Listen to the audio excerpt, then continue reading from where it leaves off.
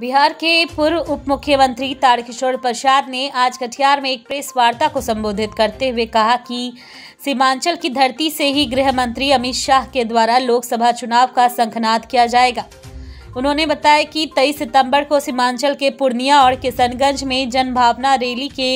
माध्यम से ही गृह मंत्री अमित शाह के द्वारा चुनाव की तैयारी में जुट जाने की अपील की जाएगी। उन्होंने कहा है कि इस जनभावना रैली में 2 लाख से अधिक लोग हिस्सा लेकर गृह मंत्री की बात को सुनेंगे। इसको लेकर पूरी तैयारियां की जा चुकी है। साथ ही श्री प्रसाद ने राज्य सरकार पर टिप्पणी करते हुए कहा कि बिहार की सरकार में लूट और भ्रष्टाचार चरम पर शुरू हो गया है। खुद महागठबंधन के मंत्री ही अब विभाग में व्याप्त भ्रष्टाचार की पोल खोल रहे हैं। उन्होंने बताया कि कृषि मंत्री सुधाकर सिंह के द्वारा जिस तरह से मुख्यमंत्री के समक्ष ही विभाग में व्याप्त भ्रष्टाचार का आरोप लगाया जा रहा है, यह सरकार के लिए हास्यास्पद स्थिति है। आगामी 23 सितंबर को पूर्णिया के रंगभूमि के मैदान में भारत के यशस्वी गृह मंत्री एवं भारतीय जनता पार्टी के यशस्वी राष्ट्रीय अध्यक्ष रहे श्री अमित शाह जी का आगमन है और रंगभूमि के मैदान में वो एक बड़ी महती सभा को संबोधित करेंगे, जनभावना रैली को संबोधित करेंगे। इस क्षेत्र में क्षेत्रीय स्तर पर पहली बार उनका इतनी बड़ी विशाल आम सभा में उनका भाषण होगा और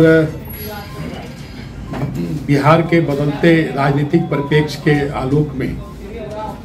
यह जनसभा इस क्षेत्र के विकास के लिए, इस क्षेत्र में जो वर्षों से कई प्रकार के जो राष्ट्र विरोधी तत्व हैं उनका लगातार इस क्षेत्र में जो गतिविधियां हैं उस गतिविधियों पर एक बड़ा असर भी डालने का काम करेगा, क्योंकि यह जो पूर्णिया प्रमंडल का क्षेत्र है यह कई सीमाओं से बांग्लादेश और इस तरह के कई सीमाओं से जुड़ा हुआ है और इसके कारण इस क्षेत्र में विदेशी घुसपैठ, गौवंश की तस्करी और जो कई प्रकार की राजनीतिक परिस्थितियां हैं, इसके कारण यह क्षेत्र काफ़ी संवेदनशील है। पीएफआई की कई प्रकार की गतिविधियां हैं। आप देखे होंगे कि लगातार कई गिरफ्तारियां भी हुई हैं। तो उसके कारण भारतीय जनता पार्टी की यह विशाल आम सभा कई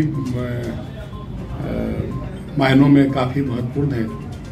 और बिहार में जो एनडीए को छोड़कर श्री नीतीश कुमार जी ने महागठबंधन का हाथ थामा है,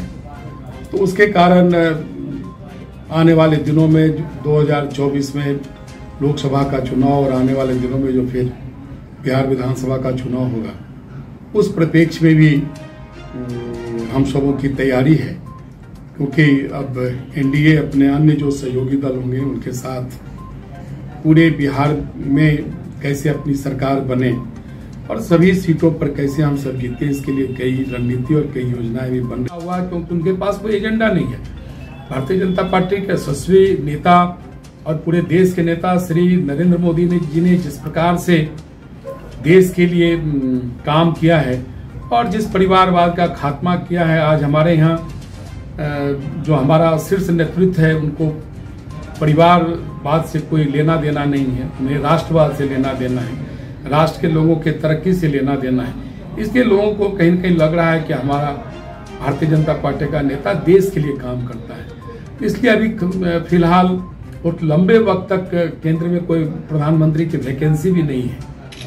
तो जनभावना रैली कहीं न कहीं इस क्षेत्र में एक बड़ा संदेश देने का काम करेगी और वो पूरे बिहार में अलग अलग क्षेत्रीय स्तर पर भी हम लोग इस तरह के आयोजन को निश्चित तौर पर करना भी चाहेंगे, जिससे कि पूरे बिहार में जो लोगों का एक गुस्सा है श्री नीतीश कुमार जी के प्रति और जिस प्रकार से उन्होंने जंगल राज के साथ हाथ मिलाया और देख रहे हैं कि लगातार विगत 1 महीने में कोई ऐसा दिन नहीं है जिस दिन आपराधिक घटनाएं नहीं हो रही है, बैंकों में लूट नहीं हो रहे हैं, निर्दोष लोग मारे नहीं जा रहे हैं, लगातार अपराधियों द्वारा आतंक पैदा किया जा रहा है। तो ये सारी चीज़ें के कारण बिहार के लोग अपने को असुरक्षित समझ रहे हैं। बिहार का विकास रुक गया। जिस प्रकार से औद्योगिक क्षेत्र में निवेश के लिए हमारी सरकार ने तत्कालीन जो एनडीए की सरकार थी काम किया, वो कहीं न कहीं ठहर गया। अब उद्योगपति बिहार आने से कतरा रहे हैं। जब तक उद्योग नहीं लगेंगे, जब तक रोजगार के अवसर उन्हें नहीं, नौजवानों को नहीं मिलेगा, तब तक बिहार तरक्की नहीं कर सकता है। तो ये कई ऐसी चीज़ें हैं जिसके कारण जनभावना रैली जो पूर्णिया में 23 सितंबर को आयोजित है, वो रैली कहीं न कहीं बड़ा संदेश देगी। और इस रैली में आपके माध्यम से भी इस क्षेत्र के तमाम आम लोगों से भी आग्रह करते हैं कि इस रैली में भाग लेकर बिहार आने वाले दिनों में बिहार की जो चुनौतियां उस पर भी चर्चा करेंगे